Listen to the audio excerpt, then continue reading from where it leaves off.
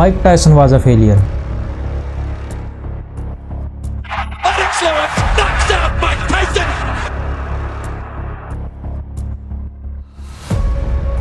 Mike Tyson, जिसे दुनिया baddest man on the planet कहती थी। I'm the most brutal and vicious and most ruthless champion there's ever been. There's no one can stop me.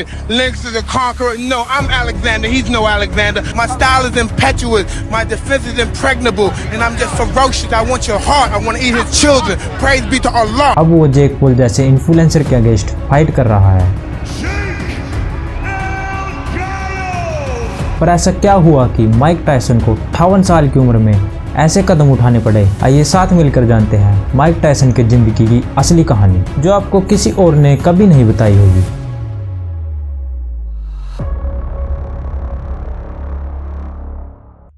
मुझे याद है हम एक घर में थे, घर लूट रहे थे। मेरा पेशेवर दोस्त दरवाजा बंद करने की कोशिश की, तभी आदमी आया, दरवाजा खोला, उसे गोली मार दी।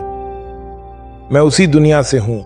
10 साल की उम्र तक माइक को उसके फादर ने छोड़ दिया था और वह ज्यादातर सड़कों पर ही रहता था। माइक टायसन ने 9 साल की उम्र में लड़के को मारा जिसने उसकी कबूतर चुरा ली। 11 साल की उम्र पैसों के लिए लड़ने लगा। हर कोई मोहल्लों से बच्चों को लाता था ताकि वे मुझसे पैसे के लिए लड़ सकें। मैं देर से आया था। मैं दिखावा घमंड नहीं कर रहा। मैं एक अच्छा फाइटर था।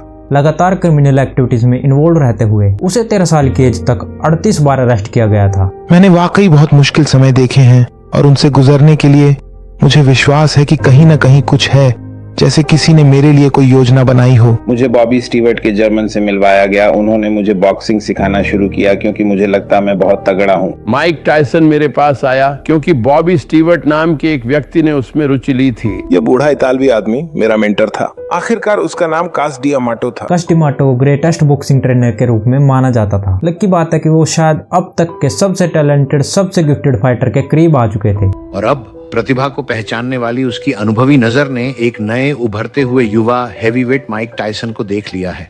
उसने माइक को 13 साल की उम्र से लेकर 19 साल की उम्र तक सिखाया। कास डियामाटो ने तुरंत माइक की कैपेबिलिटी को रिकॉग्नाइज कर लिया। डियामाटो ने तुरंत काम स्टार्ट कर दिया और उसे चैंपियन बनाने के लिए प्रिपेयर किया।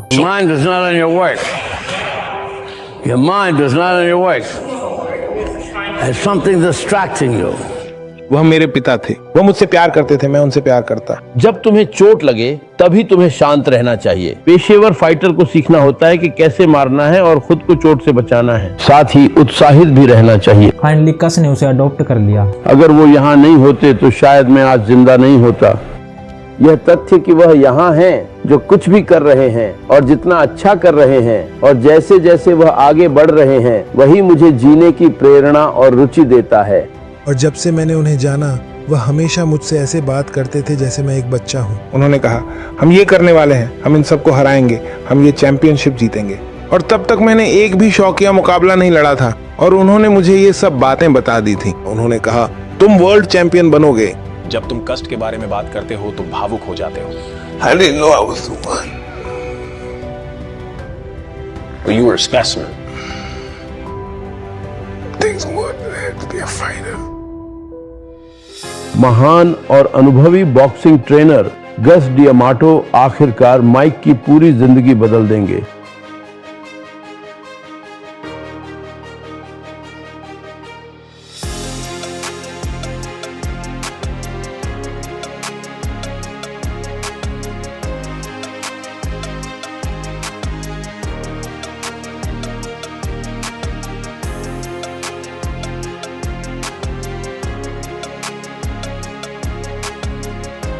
उसने जूनियर ओलंपिक चैंपियनशिप में शायद दर्जन भर मुकाबले लड़े और उसने हर एक प्रतिद्वंद्वी को नॉकआउट करके 2 बार राष्ट्रीय चैंपियनशिप जीती।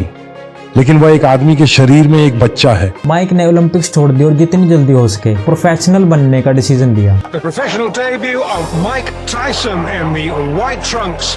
ये बच्चा कसाई के तख्ते जैसे शरीर वाला बस लोगों की धुनाई कर रहा था, एकदम झटपट। He is going down, and if that is it in round 1, that is a pretty impressive professional debut. And you just wonder how much of a tight schedule Customado and Jimmy Jacobs, his 2 managers, are going to throw at him. उसने किसी को disappoint नहीं किया। आप बस सोचते हैं कि उसके दो मैनेजर कस्टमाडो और जिमी जैकब्स उस पर कितनी सख्त शेड्यूलिंग थोपने वाले हैं। जिम जैकब्स और बिल केटन टायसन की अर्ली करियर के मैनेजमेंट के पीछे थे। जिम जैकब्स और कस्टामेडो बहुत ही ज्यादा करीबी दोस्त थे और वो टायसन के लिए स्ट्रॉन्ग फादर फिगर थे जिन पे वो ट्रस्ट कर सकता था। लेकिन जब मैं चला जाऊंगा तो वह न केवल लड़ना जानता होगा, न केवल कई चीजें समझेगा, बल्कि वह अपनी देखभाल भी कर सकेगा। क्योंकि मेरे पास जिम जैकब्स और बिल कैट्स जैसे अच्छे दोस्त हैं जो पूरी तरह से और पूरी ईमानदारी से मेरे साथ हैं। जैकब्स का टायसन के साथ बहुत अच्छा रिश्ता था। ये बड़े भाई और छोटे भाई जैसा रिश्ता था। बिल और मैं दोनों मानते हैं कि माइक टायसन निश्चित रूप से दुनिया के हैवीवेट चैंपियन बनने वाले हैं। असल सवाल ये है कि कब। इसी टाइम पर केविन रोनी ने कस डिमाटो के साथ मिलकर टीम टायसन को ज्वाइन किया। I remember Cus showing him how to throw the uppercut with the proper snap, and Mike would come right over here in the mirror and just practice it for like round after round. इन दोनों ने Tyson को एक ऐसी तबाही की machine में बदल दिया जिसे रोकना मुश्किल ही नहीं नामुमकिन था। Creeping through the city with shadows on my shoulder. My mind's a battlefield, getting bolder and colder. Silent as a storm, but you can feel the thunder. I learned from the streets and the lies they sold you. In the trap house, destiny's drawers scribbled. Dreaming dreams made from hands, cast and crippled. It's survival of the fittest in this jungle like a maze. Where the wrong step will bring you dark in its days. Fight back in the night when we don't lag. Stand tall, ain't no running from this pack. In the shadows, we rise from where we stand. Fight back, it's our turn, take it all back. और फिर उसके बाद Mike Tyson ने रुकने का नाम ही नहीं लिया। माइक टायसन ने 1.5 साल तक तकरीबन हर एक महीने फाइट लड़ी और हर एक फाइट को नॉकआउट से जीता। Grew up in the struggle, didn't choose this hustle. Dodging pitfalls, this life's a constant tussle. Grinding in the south where the roads take no detour. Pursuing something real, what seemed the lure. Whenever clouds gather, my vision gets clearer. In the mirror, see a soldier with no terror. Never sound echo in the heart of the night. In the battle for the crown, we're prepared for the fight. Fight back in the night but we don't lag. Stand tall, ain't no running from this pack. In the shadows, we rise from where we stand. Fight back, it's our turn, take it all back.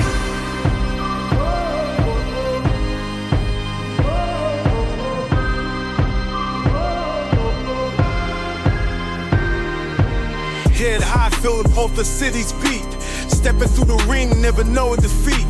Lifestyle balanced on thread so neat. While stories only start and is far from complete.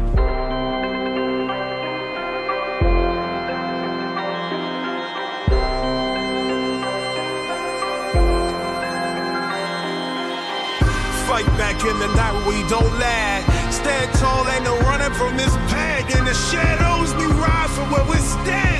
Fight back, it's our turn, take it all back. In the depths of the city where dreams hang low, we hustle in the shadows but our spirits still glow. Every street corner's gotta tell the unfold, while the young and the restless carve that path bold. Fight back in the night when we don't lag.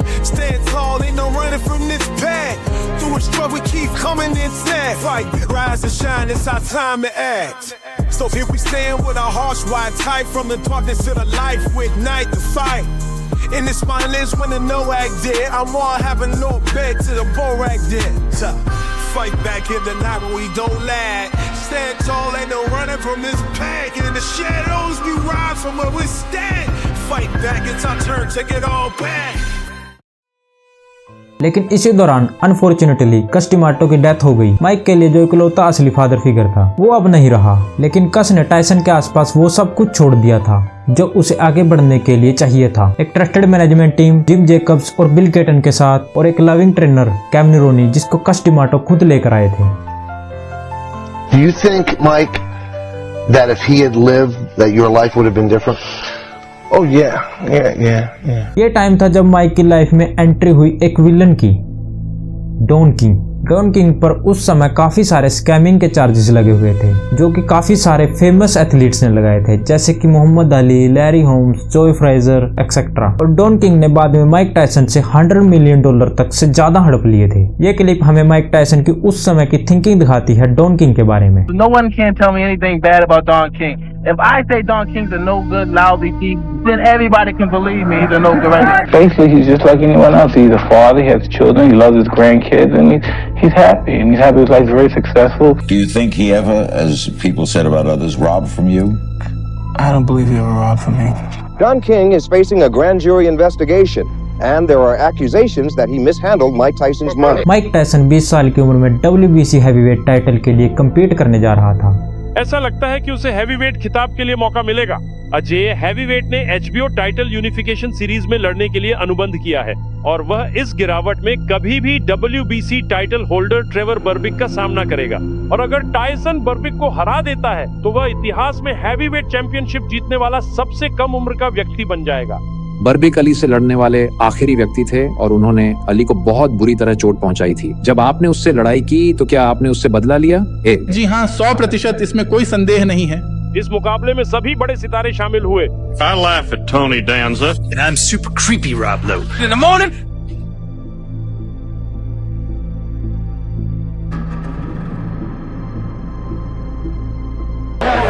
So now the moment of truth is not far off.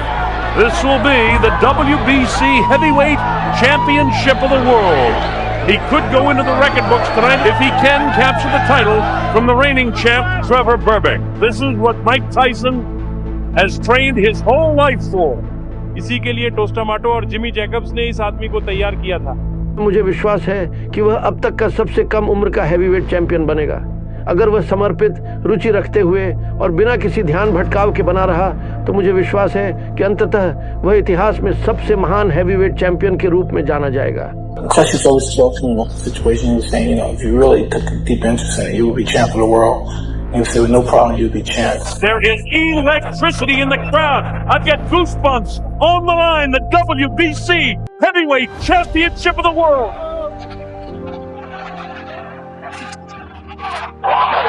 With the right, another left hook that just breaks. It would have happened to any fighter because at this particular point I was throwing, what can I say, hydrogen bombs. Every punch was with murderous intentions. You talk about being on the stage on a moment and capturing that moment. Position, not using the jab of the bell ends. Round one, a good round one for Mike Tyson. Seven coming in. This is round two. The WBC Heavyweight Championship of the World. Trevor Berbick and Mike Tyson. That was the coming out. That was the star going on Broadway and saying, I am a star. Look at me. And he's down. He'll have to take the standing 8 count as he steps right up the counts to 4 and He 5. absolutely destroyed him. He knocked him all over the ring. It was over in 2 rounds. And at that time you thought, this guy is going to be the champion for a decade or more. Tyson seized the title in spectacular fashion. He goes down. He should be able to get up from this. His legs may be shut. They are. As Trevor Berbick falls back in the rope. Mike is a boy prodigy. He's 20 years old. He is quite an incredible force in the heavyweight division, but he's just a boy.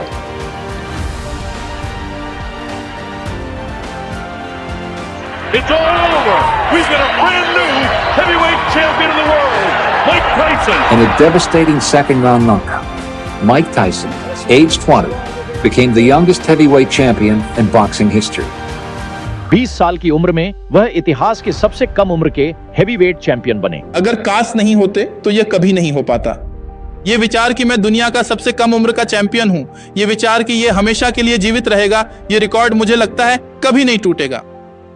और मैं कह सकता हूं तो शायद वह ऊपर कहीं अभी कह रहे होंगे, तुमने बहुत सारी गलतियां की, तुमने बहुत सारी गलतियां की। इस खिताब ने शोहरत, पैसा और प्रलोभन लाया। 7 साल में किशोर अपराधी से मीडिया सुपरस्टार तक वह पत्रिकाओं के कवर पर छा गया। एक करिश्माई युवा जो रिंग में डरावनी ताकत दिखाता है। दुनिया का सबसे कम उम्र का हेवीवेट चैंपियन होना कैसा था? क्या आप इसका आनंद ले पाए, या फिर यह दबाव, चापलूस, भरोसे की समस्या, विश्वासघात था, पैसा और सफलता के साथ जो आता है? हाँ, लेकिन मुझे लगा यही सब है। टायसन का एम था सारे हैवीवेट टाइटल्स को यूनिफाई करना। माइक टायसन ने WBA के साथ साथ WBA और IBF टाइटल को भी जीता। माइक टायसन 10 साल में पहले और ओनली अनडिस्प्यूटेड हैवीवेट चैंपियन बन गए थे। यह हिस्टोरिक अचीवमेंट थी।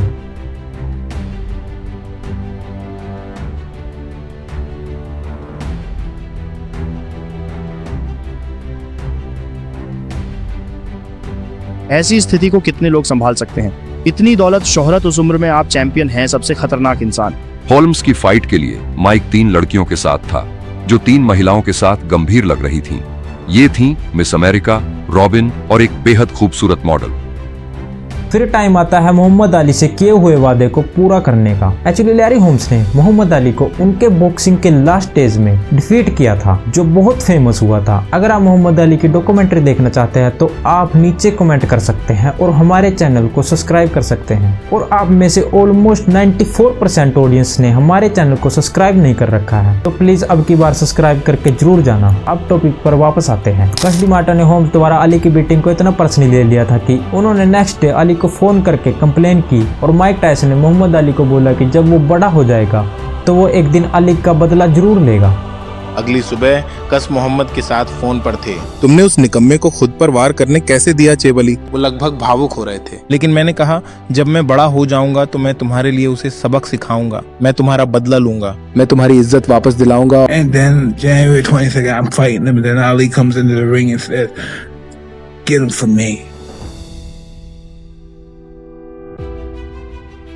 जब टायसन अपने चरम पर थे एक नॉकआउट आर्टिस्ट के रूप में, वह इतने घातक थे। उससे पहले कभी ऐसा कोई हैवीवेट नहीं हुआ था। A big right hand, and down goes the former champion. 17 seconds. He may be able to get by the round now.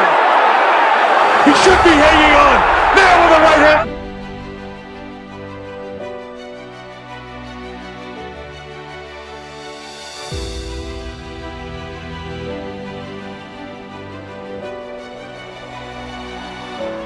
Get him for me. Down he goes. Now he's hurt. It's all over. He is knocked out. He didn't even bother the count. Tyson ने इस fight के बाद robin given से शादी कर ली थी।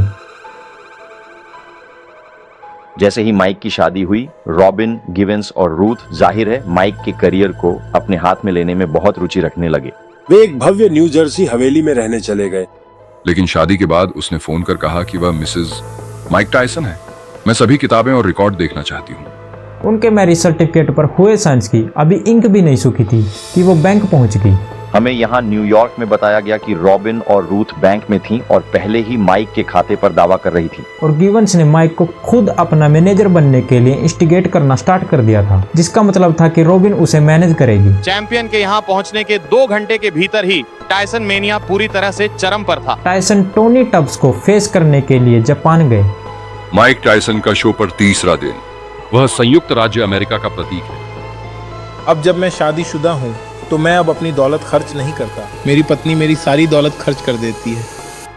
नई दुल्हन के आगमन ने पहले से ही शहर की सबसे गर्म कहानी में और भी आग लगा दी। टायसन ने गिवन के साथ कंट्री टूर करने में टाइम स्पेंड किया और उसने बहुत कम टाइम ट्रेनिंग में लगाया। रॉबिन जानने के इच्छुक लोग पूछना चाहते हैं, एक महिला जो सारा लॉरेंस और हार्वर्ड मेडिकल स्कूल गई, वह कैसे एक ऐसे आदमी से प्यार कर बैठती है जो स्कूल ऑफ हार्ड नॉक्स का ग्रेजुएट है? भगवान, मैं भी जानना चाहती हूँ। हमारे बीच कुछ बातें बहुत समान हैं, पारंपरिक परिवार, और हम बस एक दूसरे से प्यार करते हैं। मैं वहाँ से नहीं हूँ, मैं झुग्गी बस्ती से हूँ। मैं एक गंदी, कठोर और अलग थलग बस्ती से आया हूँ।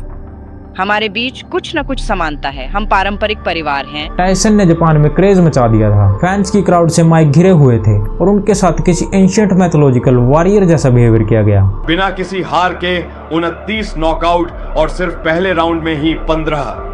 पहली बार जब से माइक ने पेशेवर के रूप में लड़ना शुरू किया है, उनके दूसरे सह प्रबंधक जिम जैकब्स इस यात्रा पर नहीं आ सके हैं। टायसन की हेड मूवमेंट वीक हो रही थी, अब वो पहले जैसे इफेक्टिव नहीं रह गई थी। लेकिन डॉन किंग और रॉबिन गिवंस के इन्फ्लुएंस ने माइक के करियर के टुवर्ड्स उसके पर्सपेक्टिव को चेंज कर दिया था। टब्स घायल है, टब्स बुरी तरह घायल है। यह आपकी शादी के बाद पहली फाइट है। क्या आप इसके बारे में बिल्कुल भी सोच रहे थे? क्या आप किसी भी तरह से कोई खास प्रदर्शन करना चाहते थे? नहीं, मैं रिंग में हूँ, मैं निष्पक्ष हूँ, मेरा लक्ष्य पर ध्यान है, मेरी दुनिया है। 1988 में जिम जैकब्स की डेथ हो गई थी। मुक्केबाजी प्रबंधक जिमी जैकब्स का हिलसाइड मेमोरियल कब्रिस्तान में अंतिम संस्कार हुआ। प्रबंधक जिम जैकब्स 1988 में निधन हो गए। टायसन ने अपने सेकंड गार्डियन फादर को लूज कर दिया था। इससे डॉन किंग के लिए आगे बढ़ने का मौका बन गया। जैकब्स के दफन होने से पहले ही डॉन किंग ने अपनी चाल चल दी। प्रमोटर डॉन किंग का boxing complex heavyweight champion Mike Tyson के लिए घर से दूर एक घर बन गया है। अब तस्वीर में एक पत्नी, सास, प्रमोटर और सलाहकार भी थे। टायसन वर्सेस स्पिंक मैच उस टाइम का मोस्ट एंटिसिपेटेड हैवीवेट फाइट था। लेकिन इस मुकाबले की चर्चा में रॉबिन गिवेंस छाई रहीं। रॉबिन गिवेंस टायसन ने जाहिर तौर पर बिल कार्डन के खिलाफ मुकदमा दायर किया है। वह गिवेंस के साथ इस मामले में शामिल था। डॉन किंग उसे कार्डन से दूर करने की कोशिश कर रहे हैं। किंग ने मीडिया का यूज किया ये हिंट देने के लिए कि काइटन टायसन से मनी स्कैम कर रहा है, पर लेकिन बाद में किंग ने खुद टायसन से $100 मिलियन से ज्यादा चुरा लिए थे। लालच लोगों के सबसे गहरे स्तर तक पहुंच जाता है। यह उनके भीतर गहराई तक पहुंचता है और वे मेरे लिए और बाकी सब बकवास के लिए लड़ रहे हैं। और फिर इससे डॉन किंग के लिए चुपके से अंदर आना आसान हो गया। उसने मुझे अच्छे से फंसा लिया। उस समय जो जीवन वह जी रहा था वह संभालना मुश्किल था। वह दुनिया का राजा था।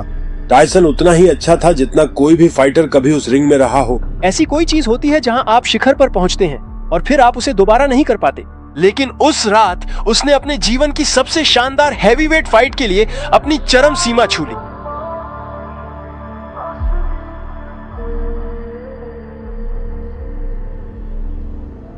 जहां तक मेरे करियर की बात है, आप समझ रहे हैं, मेरे जैसा कोई फाइटर नहीं है। मैं आज पढ़ रहा था कि कुछ फाइटर अखबारों में कह रहे थे मुझे माइक टायसन पसंद नहीं है क्योंकि वह बहुत घमंडी और अहंकारी है। लेकिन उन सभी फाइटरों के लिए जिन्होंने ऐसा कहा, उन्हें बता दूं, मेरे जैसा कोई नहीं है और मैं किसी को भी हरा सकता हूं। बिल कैटन ने शुरुआत से ही टायसन के करियर को मैनेज किया, लेकिन स्पिंक्स फाइट की रात उन्हें अपने काम से जबरन हटा दिया गया। टायसन ने बिल कैटन को निकाल दिया और प्रबंधन व प्रमोशन के लिए डॉन किंग का रुख किया। वह पूरी तरह बदल गया था। उसकी शादी और डॉन किंग ने उसे एक अलग इंसान बना दिया था। रॉबिन गिवेंस से शादी और डॉन किंग से जुड़ने के बाद टायसन की जिंदगी बिखरती हुई नजर आई। मुकदमे, कार दुर्घटनाएं और घरेलू झगड़े। स्पिंक फाइट के बाद टायसन लीगल ट्रबल्स और मेंटल प्रॉब्लम्स के डार्कनेस में फंसता चला गया। 1988 की तूफानी गर्मी। मिच ग्रीन ने पहली मार मारी थी। उसने उसे छाती में मारा, ठीक इसी जगह के आसपास, जैसा कि आप जानते हैं। ग्रीन की आंख में चोट लग गई। टायसन के दाहिने हाथ में हेयरलाइन फ्रैक्चर हुआ। टायसन के न्यूयॉर्क के 25वें प्रीसिंक्ट में पेश होने की उम्मीद थी। उसने अपनी कार तक क्रैश कर दी जब रॉबिन गिवेंस से आर्गुमेंट हो रहा था। मेरा मानना है कि माइक सच में वही माइक बन गया जिसे हम आज जानते हैं। जब उसकी शादी रॉबिन गिवेंस से टूट गई थी, वह भी टूट गया था। एक राष्ट्रीय स्तर पर प्रसारित साक्षात्कार में रॉबिन गिवेंस ने बारबरा वॉल्टर्स से कहा कि टायसन मैनिक डिप्रेसिव है। वह नियंत्रण से बाहर हो जाता है, चीजें फेंकता है, चिल्लाता है। यह आरोप बाद में निराधार साबित हुआ। वह कांपता है, धक्का देता है, मुंह से मारता है। पीछे मुड़कर देखता हूँ, मैं वहाँ बैठा रहा और कुछ नहीं कहा। रॉबिन गिवेंस ने उससे तलाक ले लिया। उनकी शादी 8 महीने चली। वह उसका घर, $10 मिलियन और ब्रैड पिट ले गई। तो वह एक आदमी को अपने घर ले आई जिससे वह मिलवाना चाहती थी। क्या आप जानना चाहते हैं कि वह कौन था? Brad Pitt. लगता है ब्रैड ने गांजा पी रखा था। उसने पी रखा था क्या? क्योंकि वह कार में मेरे बहुत करीब था और उसे अंदाजा नहीं था। उसने मुझे देखा नहीं। जब वह कार से बाहर निकला, उसने देखा। मैंने बहुत पैसे कमवा दिए। मुझे लगातार मुकदमे मिलते रहे, इधर मुकदमा उधर मुकदमा, और मैंने अपनी ज्यादातर कमाई मुकदमों में ही उड़ा दी। अगर मैंने लड़कियों, यात्राओं और कपड़ों पर $250 मिलियन खर्च कर दिए तो वह कुछ भी नहीं है। असली खर्च तो मुकदमों पर हुआ है, समझे? लॉन्ग टाइम ट्रेनर केविन रूनी ने प्रोटेस्ट किया तो माइक टायसन ने रूनी को फायर कर दिया। रूनी उसके लिए एक शानदार ट्रेनर थे। केविन रूनी उसे बहुत प्यार करते थे, लेकिन डॉन किंग उससे केविन रूनी को निकालने के लिए मजबूर किया। और मुझे लगता है जिस दिन टायसन ने केविन रूनी को निकाला, उसी दिन माइक टायसन के एक फाइटर के रूप में विकास पर एक सीमा लग गई। रूनी ने 1982 से 1988 तक टायसन को ट्रेन किया था। कस डिमाटो से कनेक्टेड आखिरी डोर भी टूट गई थी। अब ये कम्प्लीटली डॉन किंग का शो बन गया था। तो अचानक आज रात के आसपास नया लोगों का समूह आ गया और मुझे लगता है कि केविन रूनी उस तस्वीर में फिट नहीं बैठते। टायसन ने केविन रूनी के बिना अपनी पहली फाइट में ट्रेमेंडस स्टार्ट किया। हालांकि उसकी स्ट्रेंथ अभी ठीक ठाक थी, लेकिन उसका हेड मूवमेंट अब स्लो पड़ रहा था। उसने सिर घुमाना बंद कर दिया और जैब मारना भी कम कर दिया। शानदार लेफ्ट हुक वहां, ब्रूनो जबरदस्त पंच। डॉन किंग के तहत उसकी बॉक्सिंग तकनीक गिरने और क्षीण होने लगी। उसकी क्षमताएं घट रही थीं। कम लैटरल मूवमेंट के कारण वह अधिक हेडशॉट्स के लिए खुलने लगा।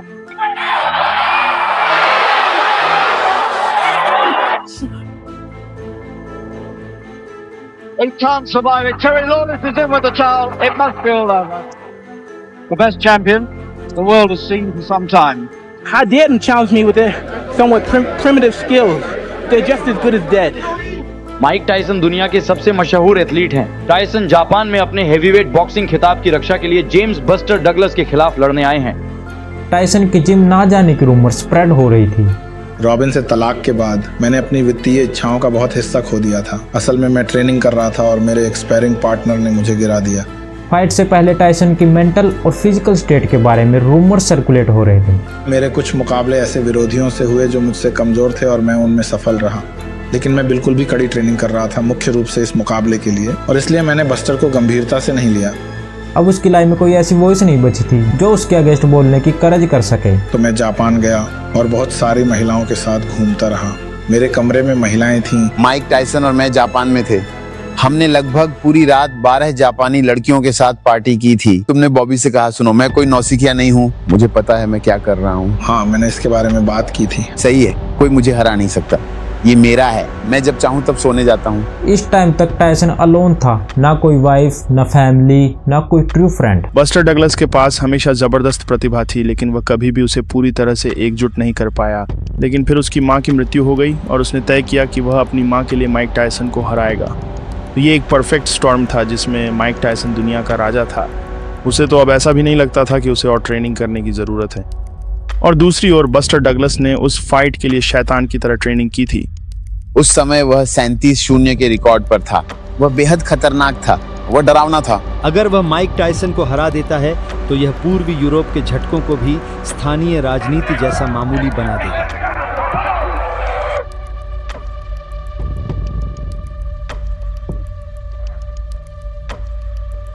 उसकी ट्रेनिंग टीम इतनी नाकाबिल थी कि वो सबसे कॉमन इक्विपमेंट में से एक एंडवेल्स को लाना ही भूल गए थे। माइक टायसन की आंख सूज गई है और इस समय वह फाइट में पिछड़ रहा है।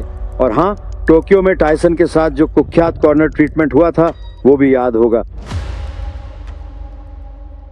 क्योंकि आपने उसे 8वें राउंड में गिरा दिया था और उसकी गिनती काफी लंबी चली थी। रेफरी ने उसे संभलने के लिए कुछ अतिरिक्त सेकंड दिए जो उसे नहीं देने चाहिए थे। और फिर एक जोरदार दाहिना पंच पड़ा और वह नीचे गिर गया।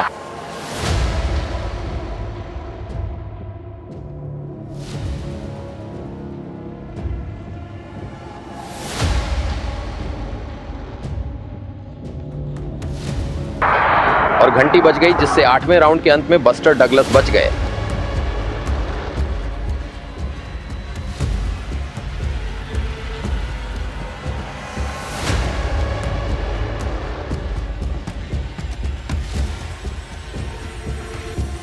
मेरे लिए इसका मतलब था कि यह उस माइक टायसन के अंत की शुरुआत थी जिसे हम जानते थे।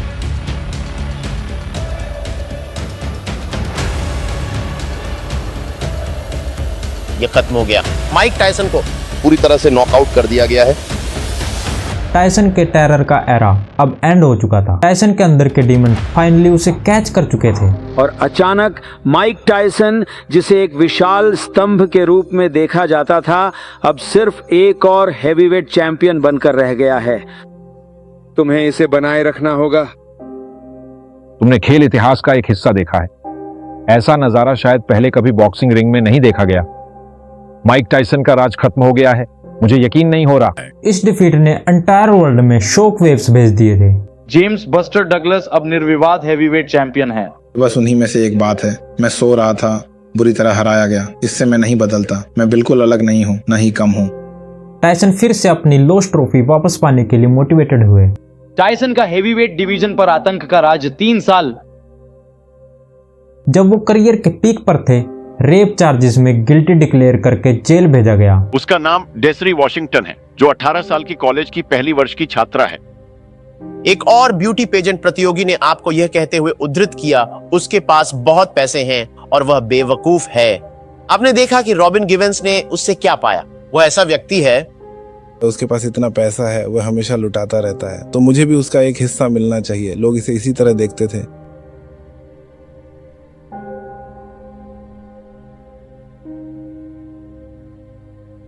इंडियाना यूथ सेंटर में 6 साल की सजा काटते हुए टायसन उसी एनवायरनमेंट में लौट आया जहां से वो बचपन में बड़ी मुश्किल से निकल के आया था। उसके गोद लिए पिता कास डियामाटो ने जो कुछ भी रोकने की कोशिश की थी वह सब डॉन किंग की देखरेख में सच हो गया और उन्होंने अब तक देखे गए सबसे महान फाइटर को बर्बाद कर दिया है। कर्ज चुका दिया गया है, जेल की सजा खत्म हो गई है। 3 साल पहले कल माइक टायसन ने इंडियाना की एक जेल में प्रवेश किया था। टायसन सीधे ट्रेनिंग में लग गया और मुकाबले फिर से शुरू हो गए। जी हाँ, टायसन वापस आ गया है और उनके साथ वह ध्यान और उत्साह भी आता है जो केवल एक सुपरस्टार ही पैदा कर सकता है। टायसन ने पीटर के अगेंस्ट पावरफुल कमबैक किया, कभी लगभग अजेय बना दिया था। तमाम उथल पुथल के बावजूद टायसन इस खेल की सबसे प्रसिद्ध और कुख्यात हस्ती और सबसे बड़ी बॉक्स ऑफिस स्टार बनी रही। तीव्रता, वो इस लड़ाई को जल्द से जल्द खत्म करना चाहता है, वह प्रभावशाली बनना चाहता है, वह विनाशकारी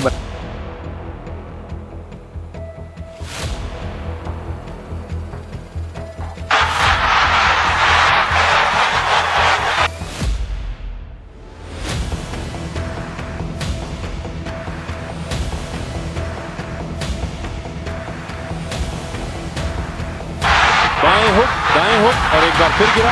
घोस्ट मैकनीली फिर से, इस बार मैकनीली को चोट लगी। केंद्र था। रिहाई के बाद उसकी पहली ही लड़ाई ने उसे $25 मिलियन दिला दिए। उसकी अनस्टेबल स्पेंडिंग और ड्रग्स की क्रेविंग और भी इंक्रीज हो गई थी। तुम्हें कैसे लगा कि तुम बाघ पाल सकते हो? मतलब ये हुआ कैसे? पालतू बाघ भाई, वह उनके साथ कुश्ती कर रहा है। फिर भी शांति नहीं थी या कुछ था? मेरे अंदर अब भी वो पुराना अंधकार था जो पहले था। तो अब मैं एक लती बन गया हूँ क्योंकि मैंने हमेशा अपनी पूरी जिंदगी शराब पी है, कभी पीना नहीं छोड़ा। उसकी बॉक्सिंग की आर्ट थोड़ी फीकी पड़ गई थी। टायसन लगातार चूक रहा है, फिर से चूक रहा है और फिर से चूक रहा है, लेकिन वो घूमता है। अपने प्रतिद्वंद्वी के किनारे पर घूम जाओ। मल्टीपल नॉकआउट्स के बाद माइक टायसन ने हैवीवेट टाइटल फिर से अचीव करने का गोल बनाया। टायसन का जबरदस्त अपरकट। टायसन लगातार वार कर रहा है।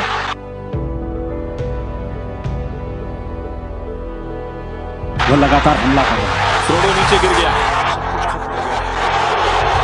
यहाँ तीसरे राउंड में सब कुछ खत्म हो गया है। माइक टायसन फिर से चैंपियन बन गया है। कुछ ही टाइम में माइक टायसन ने हैवीवेट बेल्ट को फिर से अचीव कर लिया। नया और शक्तिशाली WBC दुनिया का महान heavyweight champion iron Mike Tyson. उसने WBA टाइटल के लिए ब्रूस सेल्डन से फाइट की और टायसन का लेफ्ट हुक और सेल्डन पेट के बल नीचे गिर गया है। जेल से बाहर आने के बाद मैं 11 महीने में ही 2 बेल्ट्स के साथ बाहर आया था। तब मुझे सच में लगा कि मैं कोई खास हूँ, क्योंकि ऐसा किसी ने नहीं किया, यहाँ तक कि मोहम्मद अली ने भी नहीं।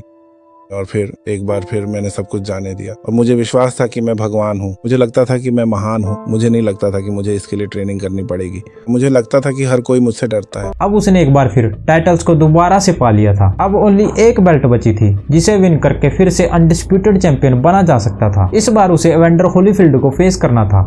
ऐसा लगता है कि होलीफील्ड बार बार उसे हेडबट कर रहा था। रेफरी ने इसके बारे में कुछ नहीं किया और किसी ने चेतावनी नहीं दी, उसके खिलाफ अंक नहीं काटे। मैं क्या करूं? ये मेरा करियर है। मैं सिर से मार खाते हुए बढ़ नहीं सकता। मुझे अपने बच्चों को पालना है। ये आदमी मुझे बार बार परेशान कर रहा है, मुझे रोकने की कोशिश कर रहा है। मुझे जवाब देना होगा। तो टायसन सच में चकरा गया और उलझन में पड़ गया और आखिरकार वह बेकाबू हो गया और उसने उसका कान काट लिया। यहाँ क्या हुआ? उसे काट लिया गया। लगता कहता रहा वापस लेना चाहता हूँ, वापस पाना चाहता हूँ। देखो, टायसन ने उसे ठीक हमारे ऊपर धकेल दिया। उसके कान में काट लिया गया। हे भगवान, उसका दायां कान खून से लथपथ है। हॉलीफील्ड को गंदे माइक टायसन ने काट लिया। तो हम वापस गए, फिर अचानक तुमने उसका ये कान काट लिया। माइक टायसन ने दूसरी बार इवांडर हॉलीफील्ड को काटा है और अब उसे इसके लिए बाहर निकाला जा रहा है। माइक टायसन फिर से लड़ाई करेगा और आप उसे देखने के लिए पैसे देंगे, लेकिन इस बार आपको 2 गुना पैसा देना पड़ेगा। इवांडर हॉलीफील्ड के खिलाफ उसकी बेस्वाद हरकत ने ऐसे हेडलाइन पैदा किए जैसे रियलिटी बाइट्स, पेपर च्यू और गैर जिम्मेदाराना। कहना चाहिए जब वह टक्कर हुई और मुझे लगा कि मेरी आंख के ऊपर गहरी कट के कारण मुझे हटना पड़ सकता है, तो मैं बस आपा खो बैठा। आप जानते हैं, हमने वह माइक टायसन कभी नहीं देखा जो जेल जाने से पहले यहाँ था। 2 साल के ब्रेक के बाद माइक टायसन का बैन हटा लिया गया। उसे कमबैक की परमिशन मिल गई थी।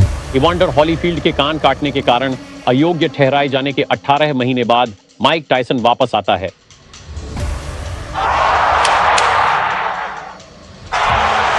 बस एक ही पंच लगा, हो सकता है वह उठ ना पाए। फिर उसने लेनॉक्स लुइस को चैलेंज किया। I'm the most brutal and vicious and most ruthless champion there's ever been. There's no one can stop me. Lennox is a conqueror. No, I'm Alexander. He's no Alexander. My style is impetuous. My defense is impregnable. And I'm just ferocious. I want your heart. I want to eat his children. Praise be to Allah. Although उसके पास अभी भी एक chance था, लेकिन वो अब अपने old terror की शैडो बन के रह गया था। तो वह आदमी जो कभी इतिहास का सबसे कम उम्र का हैवीवेट चैंपियन था, अब 35 साल की उम्र में फिर से खिताब हासिल करने की कोशिश करेगा। ये टायसन की लास्ट फाइट नहीं थी, लेकिन सिंबॉलिकली ये थी।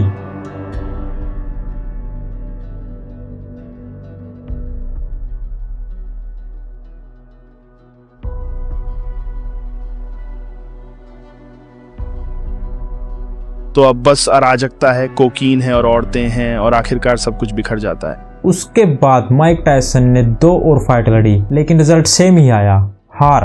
मैं कस्टमाडो से पागलों की तरह प्यार करता था। उसने मुझे तोड़कर फिर से बनाया और मैं उसके प्रति पूरी तरह वफादार हो गया। किड डायनामाइट माइक टायसन अब कभी वापस नहीं लौटेगा। आखिर में वो रिटायर हो गया। अगर आप ऐसी डॉक्यूमेंट्रीज और भी देखना चाहते हैं तो आप हमारे चैनल को सब्सक्राइब कर सकते हैं और हमारी वीडियो के नीचे कमेंट कर सकते हैं।